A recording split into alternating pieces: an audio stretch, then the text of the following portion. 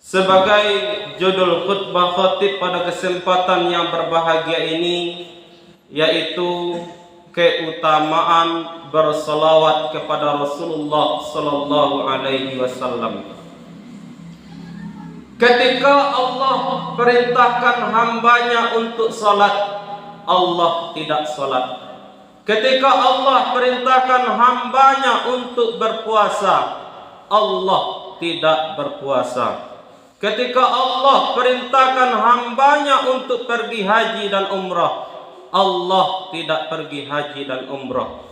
Akan tetapi kaum muslimin, ketika Allah perintahkan hambanya untuk berselawat kepada Rasulullah, Allah lebih dahulu berselawat kepada Rasulullah sebelum kita diperintahkan berselawat kepada Rasulullah sallallahu alaihi wasallam. Sebagaimana firman Allah di dalam Al-Quran, Innallaha wa malaikatahu yusalluna 'alan nabi ya ayyuhalladzina amanu sallu 'alaihi wa sallimu taslima. Sesungguhnya Allah dan para malaikatnya berselawat kepada Nabi. Wahai orang-orang yang beriman, berselawatlah kepada Rasulullah sallallahu alaihi wasallam dengan sebaik-baik salawat. Kaum muslimin sidang jemaah Jumat rahimakumullah. Salawat ini adalah sangat mulia, tanda orang dicintai oleh Rasulullah, dicintai oleh Allah, yaitu memperbanyak salawat kepada Nabi Muhammad sallallahu alaihi wasallam.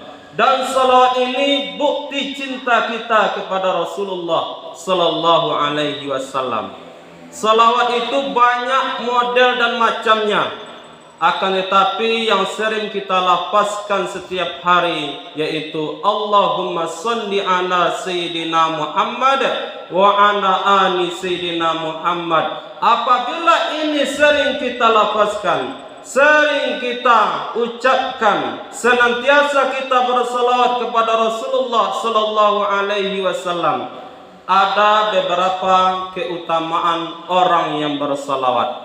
Yang pertama, orang yang senantiasa basah lisannya bersalawat kepada Rasulullah sallallahu alaihi wasallam, itu pahalanya sangat besar. Ketika Nabi Muhammad di Isra Mi'rajkan, di tengah perjalanan Rasulullah bertemu dengan malaikat, yang mana malaikat ini kaum muslimin membuat Rasulullah heran, tercengang. Kenapa? Malaikat ini memiliki 1000 tangan. Setiap tangan memiliki 1000 jari. Kemudian Rasulullah bertanya kepada malaikat Jibril, wahai malaikat Jibril, apakah tugas malaikat ini? Maka malaikat Jibril menjawab dan menjelaskan, wahai Rasulullah, tugas ini ditugaskan oleh Allah Subhanahu wa taala untuk menghitung tetesan hujan dari langit ke bumi sejak dunia ini diciptakan sampai hari kiamat. Dia mampu untuk menghitungnya.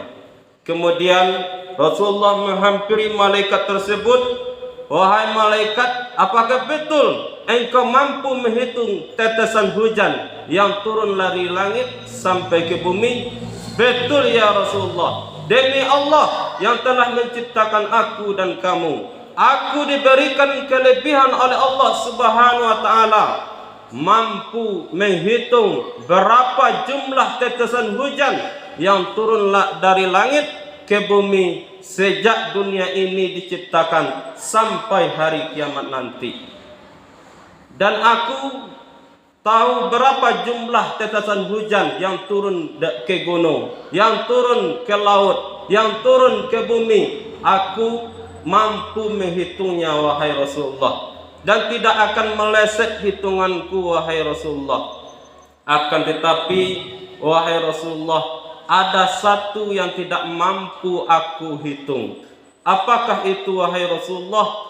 Itulah ketika umatmu berkumpul di sebuah tempat, kemudian dia bersalawat kepadamu, aku tidak mampu menghitung berapa besar pahala yang Allah berikan kepadanya. Itu yang pertama, pahalanya sangat besar. Yang kedua, orang yang senantiasa berselawat kepada Rasulullah, ada 4 malaikat yang menjamin untuk dirinya. Suatu ketika datang 4 malaikat menghadap kepada Rasulullah. Yang pertama, malaikat Jibril alaihi salam. Ya Rasulullah, aku memberikan jaminan kepadamu, bagi siapa di antara umatmu yang berselawat kepadamu tidak kurang dari 10 kali dalam sehari semalam, nanti di akhirat ketika ia menempuh jembatan Siratul Mustaqim, aku gandeng tangannya, aku bimbing tangannya, tak obahnya seperti halilintar yang menyambar, seperti kilat kaum muslimin. Itu jaminanku dari malaikat Jibril alaihi salam. Yang kedua, datang malaikat Mikail alaihi salam memberikan jaminan kepada Rasulullah. Wahai Rasulullah, siapa saja di antara umatmu yang bersalawat kepadamu 10 kali dalam sehari semalam, nanti ketika umatmu kehausan di padang mahsyar, akan aku ambil telagamu wahai Rasulullah, dan akan aku berikan kepadanya sehingga dia tidak haus lagi. Yang ketiga, datang malaikat Israfil alaihi salam. Wahai Rasulullah, aku memberikan jaminan kepadamu, siapa saja di antara umatmu yang bersalawat kepadamu, nanti di akhirat aku akan sujud kepada Allah, dan aku tidak akan bangkit dari sujudku sebelum engkau ampuni segala dosa-dosanya.